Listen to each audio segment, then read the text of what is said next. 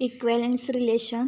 Next example पाहूयात. Example आहे x y is the square of an integer. हे relation, हे गिवन रिलेशन आपल्याला दिलेलं आहे. याच्यावरून हे काय करायचं, इक्विव्हॅलन्स रिलेशन आहे का हे आपल्याला प्रूव्ह करायचं आहे. सोल्युशन, पहिल्यांदा सोल्युशन घेऊयात.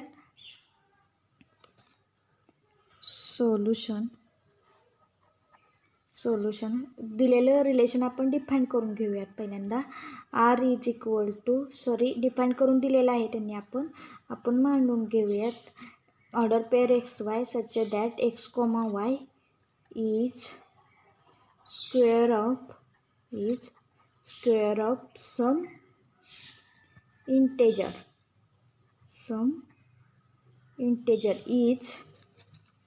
is subset of Z comma Z. Z हा सेट ऑफ इंटेजर्स आहे, कॅपिटल झेड. नाव झेड काय डिफाईन केलं फंक्शन तुम्ही, R is equal to order pair x y such that x comma y is square of some integers. म्हणजे जो काय तुमचा एक्स वाय असणार आहे तो काय असेल, तुमचा स्क्वेअर असेल. दॅट इज, हेच आपण आपल्याला भाषेत मांडून घेऊयात. That is order pair x y such that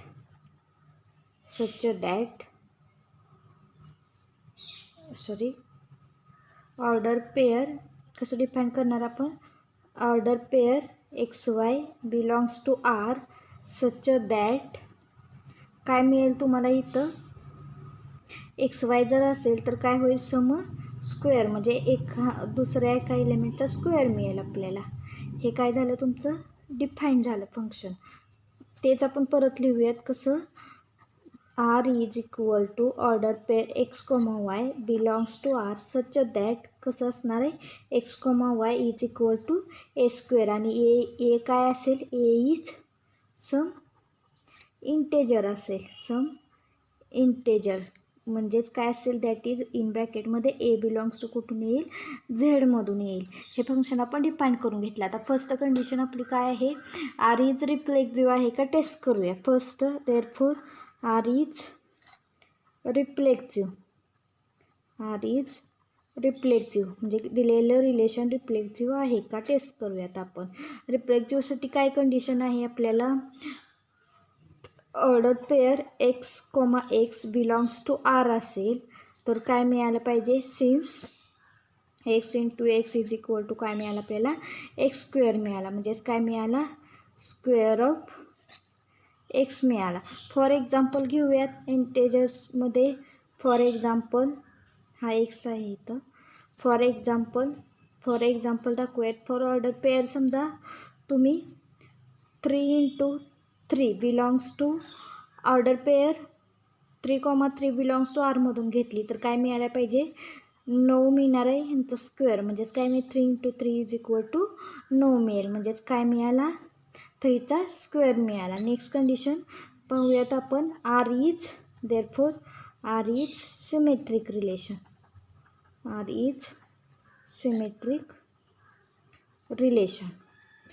तर सिमेट्रिक रिलेशन माहिती आहे तुम्हाला कसं पाहिजे. Symmetric relation, if order pair x comma Y belongs to R then काय मिळायला पाहिजे, order pair Y comma X belongs to R. That is काय मिळेल तुम्हाला, X into Y is equal to A square for some A कुठून येईल, A belongs to Z.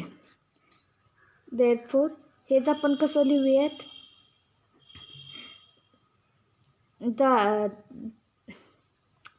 Place interchange केले आपण ह्याची व्हेरिएबलची, तर काय मिळेल, y x is equal to A square मिळेल. म्हणजेच काय मिळेल इथं तुम्हाला, implies order pair y x belongs to R मिळेल. इथं काय होईल, तुमचं गिवन रिलेशन सिमेट्रिक मिळेल. फॉर एक्झाम्पल पाहूयात त्याच्यासाठी. फॉर एक्झाम्पल 4 इंटू 9 म्हणजे 4x घेतला आणि y9 घेतला तर काय मिळेल तुम्हाला, 4 इंटू 9 36 मिळेल. म्हणजेच काय मिळेल, 6चा वर्ग मिळेल. आणि देअरफॉर ऑर्डर पेअर 4,9 कुठून येते? आरमधून येते. ऑल्सो 9 × 4 केलं तर इज इक्वल टू काय मिळेल? परत 36 मिळेल. इज इक्वल टू परत काय मिळेल? 6चा स्क्वेअर मिळेल. म्हणजेच काय मिळेल? Therefore order pair 9,4 belongs to R मिळेल. इथं काय झालं? गिवन रिलेशन तुम्हाला सिमेट्रिक मिळालं. नेक्स्ट बघूयात. आर इज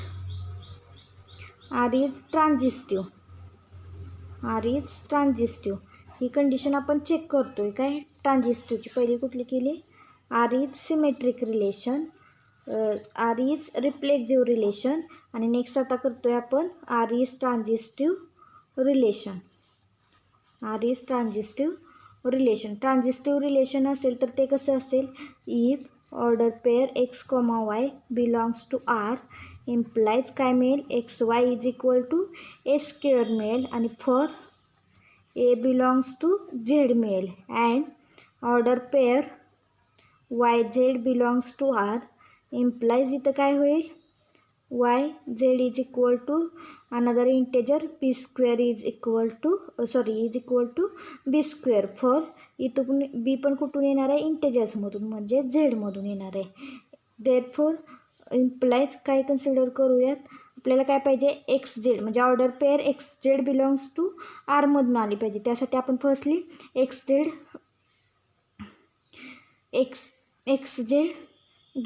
XZ कन्सिडर केला तर आपल्याला काय मिळेल? A square divided by y into a square divided by y मिळेल. B square divided by y मिळेल याच्यावरून. सिन्स कशावरून मिळणार? XY is equal to A square आहे. म्हणजेच काय मिळालं तुम्हाला? एक्सची किंमत मिळाली a square divided by y. And next काय आहे? YZ is equal to b square आहे. मग याच्यावरून तुम्हाला झेडची किंमत काय मिळाली? B square divided by y मिळाली. त्या व्हॅल्यूज आपण इथं पुटअप करून घेतल्या. आणि हेच आपण कसं लिहू? AB divided by y into AB divided by Y. हेच काय केलं आपण? टर्म सेपरेट करून घेतल्या. हे म्हणजेच काय मिळणार आहे तुम्हाला? हे म्हणजेच AB डिवायडेड बाय वाय ब्रॅकेटचा स्क्वेअर मिळेल. अँड AB डिवायडेड बाय वाय हा काय आहे? Is integer y divided by a and y divided by b implies काय मिळेल? y divided by a b मिळेल. y divided by a b मिळेल. म्हणजेच काय मिळालं तुम्हाला? Since order pair XZ belongs to R, म्हणजेच काय मिळालं? गिवन रिलेशन इज ट्रान्झिस्टिव्ह काय मिळालं? Transitive. And AB divided by Y is integer, म्हणजेच y divided by a and y divided by b implies y divided by a b. Since order pair XZ belongs to R, म्हणजे जे तुम्हाला example given दिलेलं XY is the square of an integer, हे काय मिळालं? Is an equivalence relation.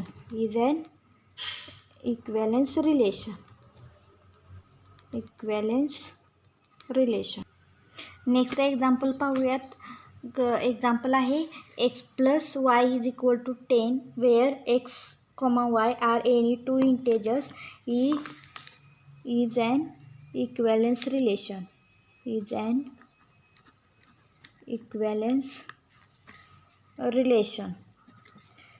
हे इक्वॅलन्स relation आहे का हे टेस्ट करायचं आहे आपल्याला. घेऊयात, जे गिवन दिलेलं आहे ते डिफाईन करून घेऊयात आपण. Relation R is equal to काय दिलेलं आहे? x + y is equal to 10 दिले आहे. वेअर x आणि y काय दिलेत? एनी टू इंटेजर्स दिलेत. मग तेच आपण डिफाईन करून घेऊयात. R is equal to order pair XY such that x + y is equal to 10 is subset of Z cross Z. Therefore R is defines relation on capital Z म्हणजे set of integers. जे relation होतं ते आपण कशावरती define केलं तर integers, set of इंटेजर्सवरती define केलं. देन फर्स्ट कंडिशन बघूया. First condition reflexive relation. तर रिफ्लेक्सिव्ह बघण्यासाठी काय पाहिजे तुम्हाला. For example order pair 2,2 belongs to R घेतली तर कंडिशन काय सांगते तुमची. इम्प्लाइज 2 + 2 = 10. तर 2 + 2 10 = 10 येते का तर नाही येत आहे. म्हणजेच दॅट इज काय मिळालं तुम्हाला. That is order pair x, belongs to R. Order pair x, belongs to R implies x + x not = 10. That is हेच म्हणजे काय मिळालं. Order pair x, does not belongs to R. Hence given relation is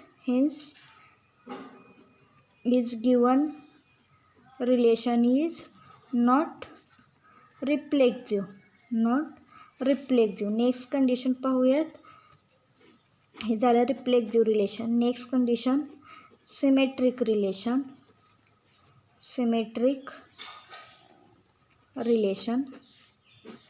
symmetric रिलेशनसाठी काय condition असेल. For example symmetric रिलेशनसाठी घेऊयात आपण.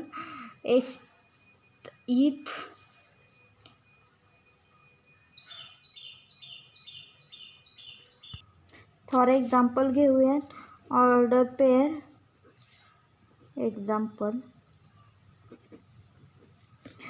Pair 3,7 belongs to R and order pair 7,3 belongs to R जर घेतलं तर याच्यावरून आपल्याला रिलेशन काय डिपेंड केलेलं आहे. 3 + 7 = 10 अँड 7 + 3 = 10. म्हणजेच गिवन रिलेशन इथं काय मिळते तुम्हाला.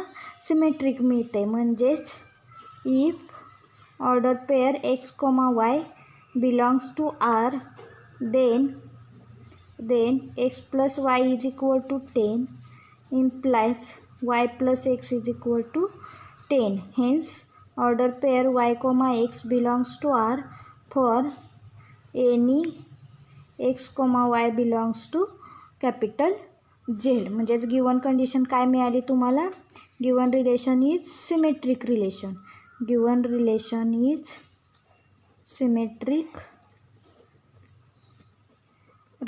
मिळालं.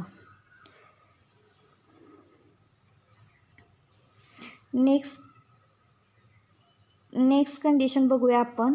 हे झालं सिमेट्रिक रिलेशन. आता एक अनदर पॉईंट मी ॲड करते. अँटी सिमेट्रिक मिळते का बघूया. अँटी सिमेट्रिक रिलेशन काय मिळायला पाहिजे. If order pair x, y belongs to R and order pair y, x belongs to R but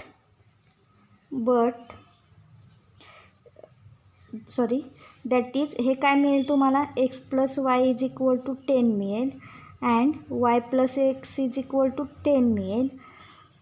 but अँटीसिमेट्रिक relation define करतो आहे आपण. सिमेट्रिक रिलेशनमध्ये काय सांगतो आहे. x + y = 10 आणि y + x = 10 असेल तर इम्प्लाइज काय मिळायला पाहिजे. x = y मिळायला पाहिजे. पण x नॉट y मिळतो आहे. फॉर एक्झाम्पल वरतीच एक्झाम्पल बघा. वरतीच एक्झाम्पल घेतलेलं आहे आपण. Order pair 3,7 belongs to R and 7,3 belongs to R but 7 not = 3. Hence given relation is not antisymmetric. Next 4th point बघूया. लास्ट प्रॉपर्टी इक्विव्हॅलेन्स रिलेशनची transitive relation. To check transitive relation. Given relation हे transitive आहे का check करूयात आपण. त्यासाठी for example बघूयात. For example order pair 4,6 belongs to R, that is 4 plus 6 is equal to 10 मिळेल. and 6,4 belongs to R implies 6 plus 4 is equal to 10 मिळेल. but order pair 4,4 belongs to R implies 4 plus 4 is equal to 8. म्हणजेच काय मिळालं, 4 plus 4 not is equal to 10 मिळालं. म्हणजेच ह्या एक्झाम्पलसाठी काय झालं इथं तुम्हाला, if order pair x, y belongs to R, y, z belongs to R, but x, z does not belongs to R. Hence it is not transitive relation. Hence all above properties, all above relations given all above relations given relation is not equivalence relation,